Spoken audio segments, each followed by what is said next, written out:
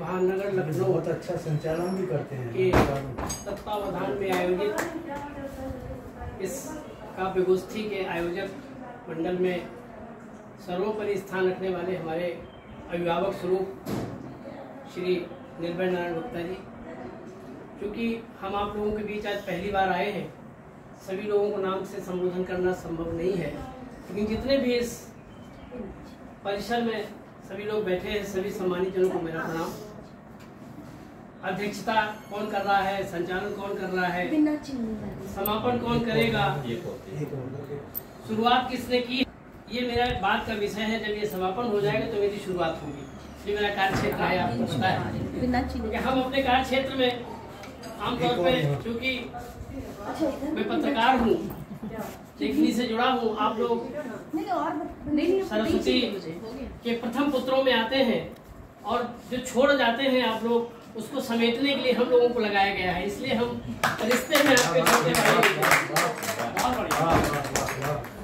और छोटे भाई होने के नाते मेरा कर्तव्य है कि बड़े भाइयों ने जो रास्ता बनाई है उस पर चलने का हम साहस और ईमानदारी से प्रयास करें, वही मैं कर ही रहा हूँ।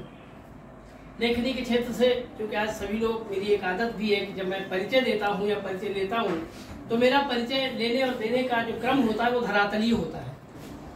आमतौर पे आपने देखा होगा कि आप प्रमुख सचिव साहब हैं, क्योंकि आप शासन से रिटायर्ड हैं। विजय त्रिपाठी जी से हम लोगों की बहुत अंतरंगता की बैठक नहीं हुई, लेकिन मैं आपको बहुत दिनों से जानता हूँ। हमें तो लगा आप धमकार हैं कि प्रमुख सचिव साहब हैं। के क्षेत्र की बात करूँ मैं तो होता है कोई कि आप सब फला विभाग में प्रमुख सचिव है, सामने वाला बेवकूफ है, उसको बताते नहीं है। हमारे भी प्रमुख यहाँ परिचय का क्रम ये होना चाहिए कि परिचय, धरातलीय परिचय तब माना जाता है जब दोनों तरफ से परिचय पूरा हो जाए। जिस जैसा कि मेरा अपना मानना है, मैं ही जैसे आपने बता दिया कि राम कुमार जी हैं, शिवशरण जी हैं, वेद प्रकाश जी हैं, और लिखना हमको डिजिग्नेशन है तो हम क्या लिखेंगे। इसलिए वहाँ पे हमारी एक ड्यूटी है कि हम उस परिचय को पूरा लें। तो मैं आज आपके बीच में पहले दिन आया हूँ, प्रथम दिवस मुझे आने का अवसर मिला, इसके लिए फिर एक बार आपको धन्यवाद। पत्रकारिता के क्षेत्र में मुझे करीब 30 वर्ष हो गया है लिखते हुए। सन 1990 में मैंने पत्रकारिता की शुरुआत की थी और चलते चलते गाड़ी कहाँ पहुँच गई वो एक अलग विषय है। बहरहाल आज हम लोगों का जो भारतीय नववर्ष है, रामनवमी और हनुमान जयंती के अवसर पर, जो आज साहित्य परिषद के द्वारा, अखिल भारतीय साहित्य परिषद इस देश में बहुत अच्छी तरीके से काम कर रहा है, ये मुझे मेरा अपना पर्सनल नॉलेज है, क्योंकि राष्ट्रीय अध्यक्ष हमारे बड़े भाई के रूप में है, दैव योग से हरदोई के रहने वाले हैं और मेरा मूल निवास भी हरदोई में है। हम लोग देखिए, हम लोग लखनऊ वाले भी महत्वपूर्ण और आप उनका इसीलिए तो वो महत्वपूर्ण है कि आप लोग इतना, मैं वही तो कहना चाह रहा हूँ, ये साहित्य परिषद की ऊंचाइयों पे जा रहा है। सही कर रहा है। और नहीं तो साहित्य परिषद आज का तो है नहीं, बहुत पहले से है। आखिर वजह क्या है कि आज साहित्य परिषद में जो चीजें आ रही हैं, मैं उस विषय पे नहीं जाना चाह रहा हूँ। जो अभी 2-4-6 महीने से मैं देख रहा हूँ उसकी मैं बात कर रहा हूँ। ये सब आप लोगों की वजह से ही तो है, और सौभाग्य है हम लोगों का कि कम से कम ऐसे लोगों के साथ चीजें बढ़ रही हैं। जैसा कि मुझे आदेशित किया है गुप्ता जी ने कुछ कहने का, सुनने का, तो सर्वप्रथम हम लोग किसी भी गोष्ठी में जाते हैं, किसी भी कवरेज में जाते हैं तो प्रयास करते हैं कि हमें सकारात्मक ऊर्जा मिले, जिससे हमारा अपना भला हो। आपके भले होने से हमारा भला नहीं होने वाला है, लेकिन जब मेरा अपना भला होगा तो आपका भी भला होगा, ये मेरा अपना मानना है। क्योंकि अगर हम सक्षम हैं किसी भी क्षेत्र में, तभी हम आपकी कोई मदद कर सकते हैं। इसलिए चाहिए व्यक्तिगत रूप से कि हमारा जो कर्तव्य क्षेत्र है, हमारा जो कार्य क्षेत्र है, हम पूरी ईमानदारी के साथ उसको करें, और तभी हमको वो सब कुछ मिलेगा जो हम कहीं भी मांगने के लिए जाते हैं। आपके कविता के क्षेत्र में ही बहुत नाम है, क्योंकि एक आदत भी है। हमसे कोई कहता है कि भाई आप किस अखबार से, अभी राष्ट्रीय प्रस्तावना की आप बात कर रही थी, मैं एक संस्मरण आपको बता दूं। अभी सर ने एक संस्मरण सुनाया, तो संस्मरण का भी जीवन में अपना बहुत महत्व है। पुलिस लाइन में कार्यक्रम चल रहा था, वो पुलिस से ही जुड़ा हुआ संस्मरण है, क्योंकि मैंने अपना कैरियर की शुरुआत क्राइम रिपोर्टिंग से की थी, तो बहुत सारे अनुभव जमीनी मिले हमको।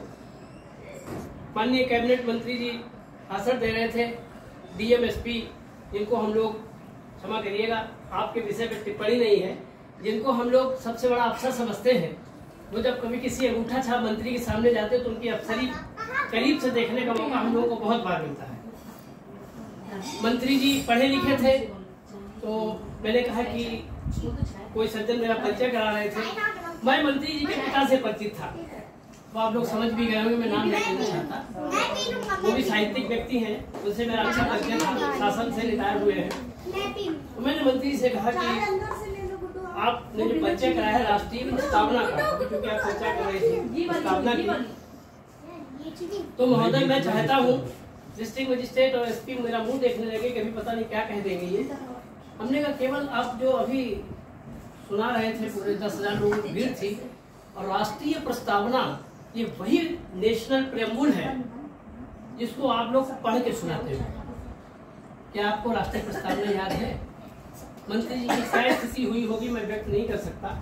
तो मैं ऐसी प्रस्तावना से आता हूँ जहाँ राष्ट्र की प्रस्तावना पहले से ही समाहित है, और ये क्षेत्र चूंकि मैंने पहले ही कहा ये इलाटेड क्षेत्र है, आप प्रयास करके कभी नहीं हो सकते।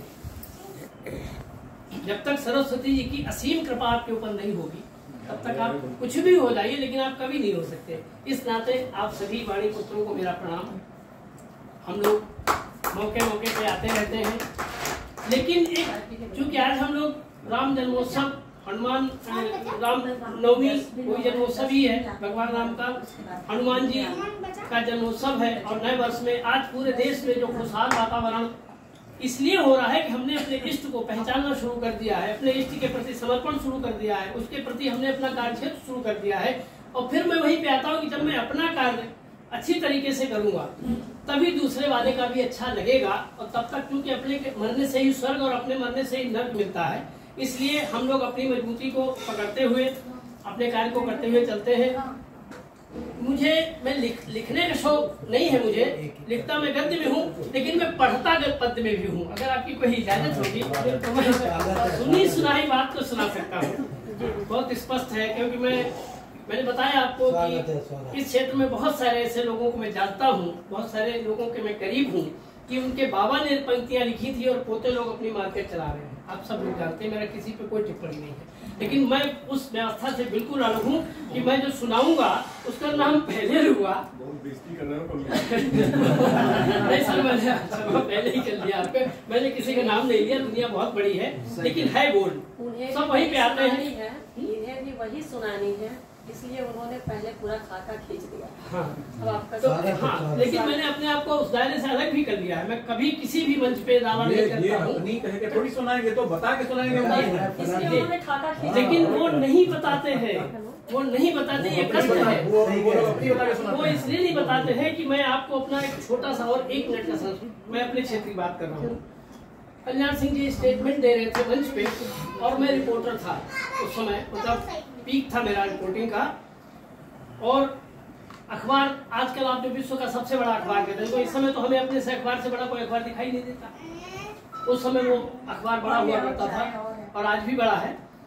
तो मैंने रिपोर्ट लिखी, अपनी न्यूज लिखी, और चीफ मिनिस्टर का हेलीकॉप्टर जब लैंड किया उससे पहले मेरी न्यूज की फैक्स टेबल पे थी। आप सीनियर लोग हैं, विनोद शुक्ला जी को आप जानते होंगे। विनोद शुक्ला जी ने कहा कि अपने उनके रिश्तेदार थे नजदीकी निकट, बोले इस रिपोर्टर को मुझे मिलवाइए, हम समझे कोई बहुत बड़ी गलती हो गई होगी, इसीलिए मुझे तलब किया गया और मुझे बुलाया गया। और बड़ी अच्छी पर्सनालिटी थे विनोद शुक्ला जी, मैं देख के ही डर गया। हमने कहा क्या होने वाला, बोले बता ये खबर कैसे बनाई? हमने कहा सर कैसे बनाई? हाथ से बनाई हो? कैसे बनाई? बोले चीफ मिनिस्टर आ नहीं पाए, तेरी खबर आ गई। हमने सर एक्चुअली मैं सुन के और खबर बना लेता हूँ, उसके बाद मैं लिख भी लेता हूँ, और जो फैक्ट्स में टाइम लगा वही टाइम लगेगा। आजकल का जमाना होता तो ये उधर से बोलते हैं, हम इधर से बोलते हैं। तो मैंने उनकी 3 सभाएं एक दिन में ही अटेंड की। अब मैं उस विषय पे आ रहा हूँ। उन्होंने वही भाषण वहां दिया, केवल अध्यक्ष संचालक बदले, बाकी पॉलिसी भाषण से। मैं आपको बताऊं, इसके बाद मैंने किसी भी वीवीआईपी के साथ जाने के लिए कतई मना कर दिया, क्योंकि मुझे उलझन होगी। वही गोपामुन सुना रहे, वही पिहानी सुना रहे, वही वहां सुना रहे। तो मैं आपके विषय पे आ रहा हूँ कि जो कविता मैंने आपके द्वारा रचित सुनी है, फिर मैं इनके द्वारा मैं तो नहीं सुन पाऊंगा। मैं उस क्षेत्र की बात कर रहा हूँ, और आप हमसे ज्यादा। तो मैं आता हूँ अपने विषय पे, बहुत समय नहीं लूंगा आप सब लोगों को। मैं यहाँ सुनने आया हूँ, लेकिन अब आदेश है सुनाने का।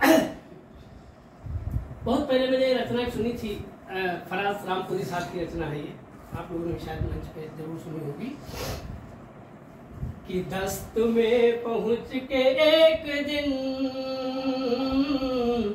वो जो बेनकाब हो गए,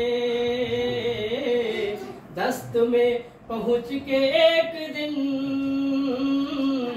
वो जो बेनकाब हो गए। फूल जितने पेड़ जितने थे बबूल के, सबके सब गुलाब हो गए।